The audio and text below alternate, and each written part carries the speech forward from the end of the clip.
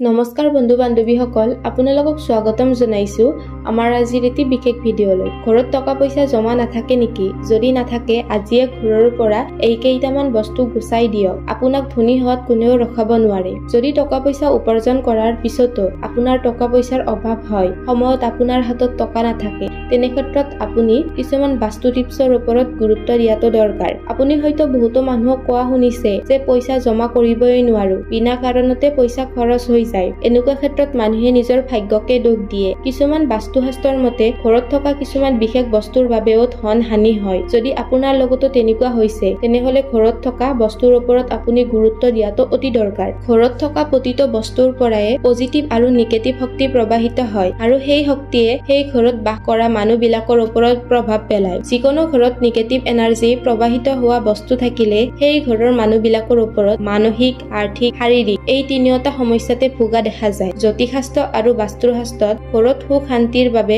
বহুতো নিয়মৰ কথা উল্লেখ আছে। বহুতো মানুহে বাস্তুশাস্ত্ৰৰ ওপৰত বিশ্বাস কৰে আৰু ঘৰৰ সকলো বস্তু বাস্তুশাস্ত্ৰ অনুসৰি সজায়। বাস্তুশাস্ত্ৰৰ নিয়ম পালন কৰাটো অতি দৰকাৰী। কেতিয়াবা এটা সৰু বস্তুৰ বাবেও মানুহৰ ভাগ্য ৰখি যায় বা যিকোনো বাধা বিঘিনিৰ সন্মুখীন হয়। বন্ধুসকল, মনত ৰাখিব, ঘৰত থকা প্ৰতিটো নিৰ্জীৱ বস্তুৰ পৰা এনাৰ্জি অৰ্থাৎ শক্তি প্ৰবাহিত হয়। বাস্তুশাস্ত্ৰৰ মতে ঘৰত কি ৰাখিব লাগে আৰু কি ৰাখিব নালাগে জনাটো অতি দৰকাৰ। আহক বন্ধু বান্ধৱীসকল, আজিৰ ভিডিঅ'টোৰ জৰিয়তে জানো বাস্তুশাস্ত্ৰৰ মতে ঘৰত কি ৰাখিব লাগে আৰু কি ৰাখিব নালাগে, যিয়ে নিগেটিভ শক্তি বঢ়ায়। বন্ধুসকল, প্ৰথম বস্তুটোৱে হৈছে ভগৱানৰ ভঙা মূৰ্তি বা ভঙা ফটো। বন্ধুসকল, ভগৱানৰ ভঙা মূৰ্তি বা ফটো ঘৰত ৰাখিব নালাগে। ইয়াৰ পৰা আৰ্থিক হানি হয়। সেয়েহে এনেকুৱা মূৰ্তি বা ভঙা ফটো প্ৰবাহিত জলত উটুৱাই দিব লাগে। আনহাতে কিছুমান মানুহে আজিকালি ভগৱানৰ ফটোৰে ঘৰ সজায়, কিন্তু তেওঁলোকে নাজানে যে ভগৱানৰ ফটোৰ নিৰ্দিষ্ট দিশ থাকে।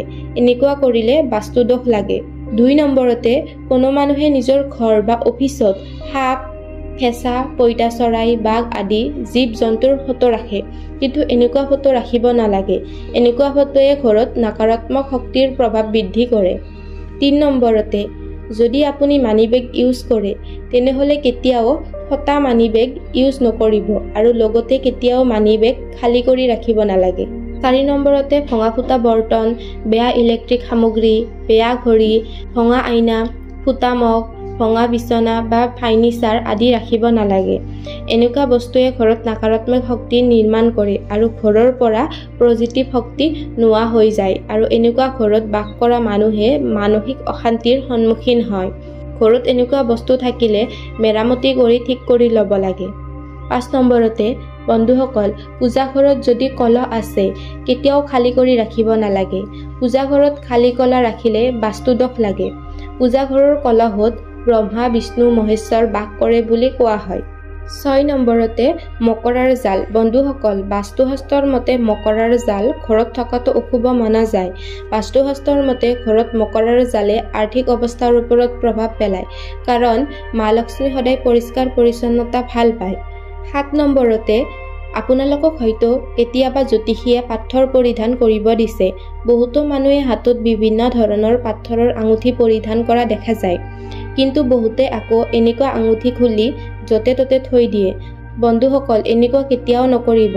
এনেকুৱা কৰিলে তেনেকুৱা পাথৰৰ প্ৰভাৱ কমি যায় আৰু বাস্তুদোষ উৎপন্ন হয়। 8 নম্বৰতে, কাপোৰ।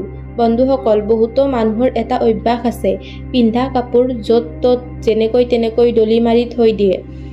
কেতিয়াও এনেকুৱা কৰিব নালাগে। যিমান পাৰে সিমান নিজকে পৰিষ্কাৰকে ৰাখিবলৈ চেষ্টা কৰিব লাগে। লগতে লেতেৰা কাপোৰ পিন্ধিব নালাগে। লেতেৰা বা বহুদিনলৈ নোধোৱা কাপোৰ পৰিধান কৰিলে শুক্ৰ গ্ৰহৰ দোষ হয়। বন্ধুসকল, শুক্ৰ গ্ৰহ হ'ল ধন সম্পত্তি, প্ৰেম, আকৰ্ষণ আৰু সুখ সম্পত্তিৰ প্ৰতীক। সেইবাবেহে পৰিষ্কাৰ কৰি থাকিবলৈ চেষ্টা কৰিব লাগে। আশা থাকিল ভিডিঅ'টো চাই আপোনালোকে ভাল পালে। যদি ভাল পালে তেনেহলে ভিডিঅ'টো এটা লাইক আৰু চেনেলটো ছাবস্ক্ৰাইব কৰিবলৈ নাপাহৰিব। ধন্যবাদ।